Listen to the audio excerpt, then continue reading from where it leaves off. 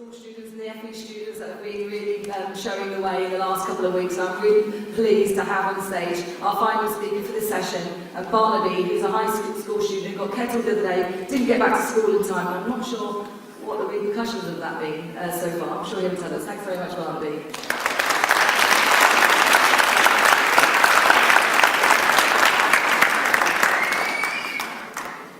Well, I might be in detention all week, and the school might not be very happy, but we sure showed something much bigger last Wednesday.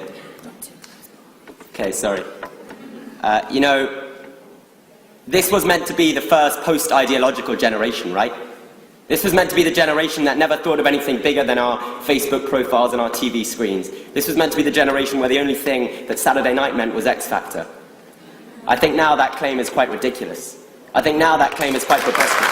I think now we've shown that we are as ideological as ever before. Now we've shown that solidarity and comradeship and all those things that used to be associated with students are as relevant now as they've ever been. You know, the most incredible thing that happened on Wednesday, I went down, I thought I was going to go down in lunch break and then get back in time for lessons. Perhaps I should have known they'd put the guy in charge of the G20 in charge. Perhaps I should have been more concerned for my life than for whether I was going to get down for lessons. But when I tried to get out and I was told it was a sterile area by police officers standing and not letting anyone out, I thought, well, that's why we need a university education. If we don't get one, we end up in police uniforms.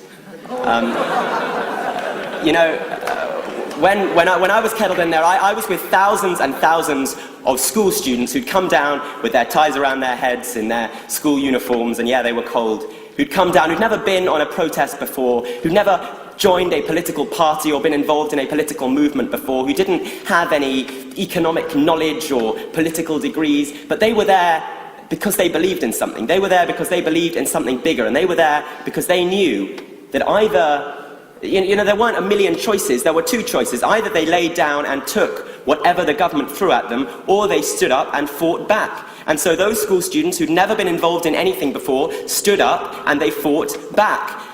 And when they were in that kettle, being kettled in by police, you know, the word went round as we were sitting, huddling around fires, sharing out what little food we had, and the word went round, people said, we know what they're up to.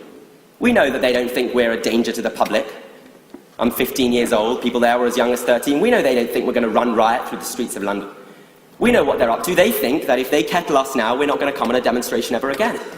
Well, let the word go out from today, people said. Let the word go out about next Tuesday. Let the word go out about next week and next month and next year, that they can't stop us demonstrating. They can't stop us fighting back. And however much they try to imprison us in the streets of London, those are our streets, and we will always be there to demonstrate. We will always be there to fight. People who had always thought that the police were just those people at the other end of the telephone line to help if there was a burglary. People who'd always thought that the media were just those friendly newspaper men who were there to give them that unbalanced picture of the facts. People learnt a lot last Wednesday. People learnt a lot as they huddled round fires and then emerged from that kettle to see headlines like vandals on the Evening Standard that afternoon. People learnt a lot when a police van was left in the middle of the road so that the police could tow it away and show the whole public, look what vandals these people are. People learnt a lot.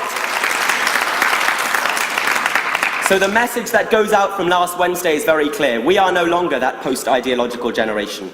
We are no longer that generation that doesn't care. We are no longer that generation that's prepared to sit back and take whatever they give us. We are now the generation at the heart of the fight back. We are now the generation that will stand with everyone who's fighting back. The most inspiring thing, I think, was that just after Wednesday, hundreds of people joined a Facebook group, school students joined a Facebook group in solidarity with RMT members on strike. Those are people who previously thought tube strikes was something annoying because they stopped them getting into school. Now they think they've got to link arms and fight back with everyone. So we want to show solidarity with everyone who's fighting back. We hope you'll show solidarity with us and send a strong message to this government that they can't throw their cuts at us. We're going to stand up and we're going to fight back.